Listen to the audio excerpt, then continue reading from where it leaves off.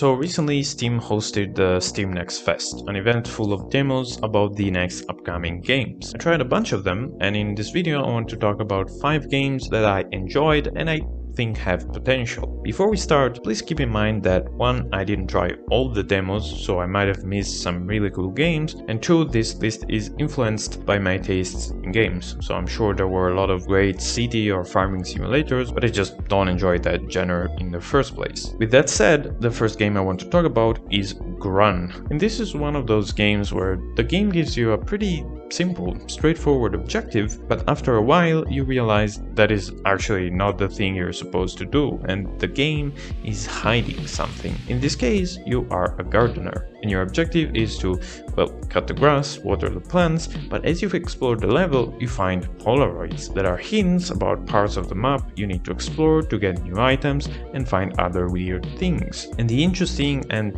confusing thing about this game is that the environment changes over time. A person that is sitting on a bench is not going to be there the next day. A gas station could be open or closed depending on the time you visit it. So there are a lot of things that need an answer, and I think the game does a very good job at giving you this sense of mystery, which is further increased by its art style and this weird post-process effect that makes all objects a little bit blurry. Now the demo has 6 endings, and even though I couldn't get to the true ending of the game, I definitely still had a good time playing it. Now number 4 we have Feed the Deep, and the idea behind this game is extremely simple. Your task is to explore this procedurally generated submerged cave, and here you will find some items that you need to bring back to the surface to unlock upgrades like more oxygen or items like a glow stick, because it's pretty dark down there and you could accidentally run into these tentacles monsters that make you lose a life, and you have 3 lives before it's game over and you have to start all over again. And the objective of the demo is to find this creature called the Deep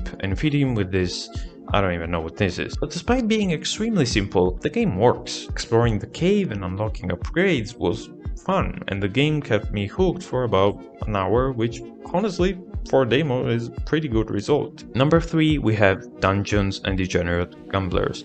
Now, do you remember Balatro? I mean, you probably do, it was released just a couple of months ago, but I think Balatro is one of those games that are like a milestone in the history of indie games, and I'm saying this because a lot of game developers took inspiration from that particular game, and this is pretty evident when we look at Dungeons and Degenerate Gamblers. The idea behind is very simple: blackjack plus roguelike, but just like in Balatro, the simple concept of a really old and known card game is changed by adding new mechanics like playing cards directly from your hand, and most importantly, every card you play has a special effect. And I must say, the developers did a really good job at designing them. Even if this is just a demo, you can still create very powerful combos that pretty much break the game, in a good way. Oh, and of course there are tarot cards, because yeah, every card game must have tarot cards. It's a golden rule at this point. Number 2, we have Kill Knight, and oh man, this one was absolutely fantastic. And if you just look at the trailer, you might be like, what's so special about this game? I mean, it looks like another one of those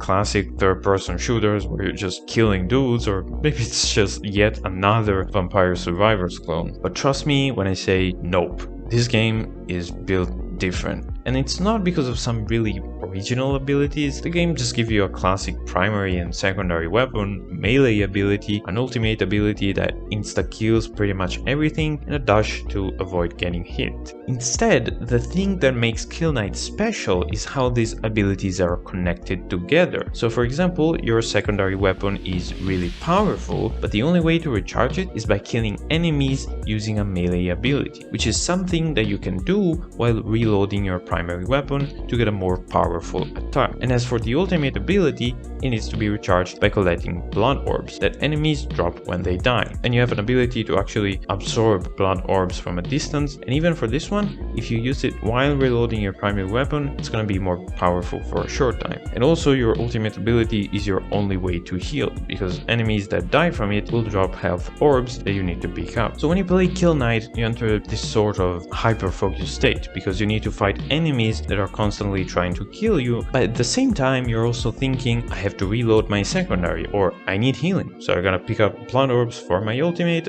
and so on. And to make things even more intense, the game has a combo system, and you can actually complete the whole demo without ever losing your streak, which honestly was very satisfying to achieve. And also, to keep things even more dynamic, the level layout changes over time, but enemies spawn right away, so you have literally just 1 second to reset mentally. And the cherry on top, the sound effects and the animations were great. So yeah, definitely a very good game. I'm looking forward to the full release of this one. But there was another game that I really liked in this Steam Next Fest, a game that in its current state, a demo, I already consider a masterpiece. And I'm talking about Blueprints. So you are Simon, and you're about to inherit this huge mansion from this guy named Robert S. Sinclair, but on the condition that you find the 46th room of the house, except that the map shows only 45 rooms, so there is clearly a mystery to solve. However, this is not a regular house, because you are the one that decides its layout. That's right, every time you want to open a door, the game offers a choice between 3 rooms. And in the top left, you can see a number which decreases every time you enter a room. And when that number reaches 0, or you don't have any more rooms to unlock, the day ends. And the following day, the house resets, and you get another chance to visit more rooms. Now here's the thing. The demo gives you 4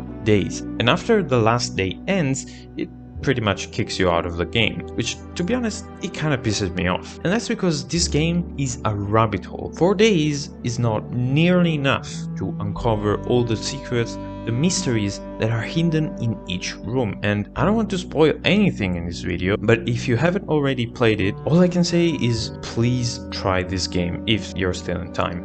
And if you do not stop playing after the 4 days are over. Reopen the game and start a new run. Trust me, you're gonna see more rooms, unlock permanent upgrades, solve puzzles. There is a lot hidden under the surface. But the mysteries and puzzles of these games are not the only thing that makes it special. I think the design of the rooms is equally important. And well, they're just beautiful. They really feel like someone lived there. There's a lot of objects and details and also notes that provide a bit of lore. And yeah, overall, this combined with the good and relaxing soundtrack of the game really makes exploring the mansion a more pleasant and satisfying experience. So Blueprints was by far the best demo of this Steam Next Fest, in my opinion. Kinda want to make a separate video about it because there is a lot of stuff to say, but yeah, definitely looking forward to the full release for this one. But before I end the video, there is another funny game I want to talk about. Let's say an honorable mention, and that's a game called Only Way is Down. In this game, you're a cat, and you're on top of this building, and well, as the name suggests, you need to go down. But doing that is gonna be painful because, you see, this game is going to kick you in the balls. Like every cat in the world, you have 9 lives. And the game has a checkpoint system, but if you lose all 9 lives, then you need to start all over again. And the game often requires you to go through very narrow paths and also make pretty risky jumps. And the problem is you need to be careful where you place your legs, because if 2 or more legs are not on a solid surface, you immediately become a ragdoll and die. Goat simulator type of stuff. Now, I beat the demo, here's the proof. It was definitely not easy, but at the end of the day, I liked the game. I mean, there are cats. Everyone loves cats. Anyways, that's it for this video. Let me know your favorite games of this Steam Next Fest in the comments. I feel like I probably missed some really good hidden gems, and yeah, I'll see you in the next video.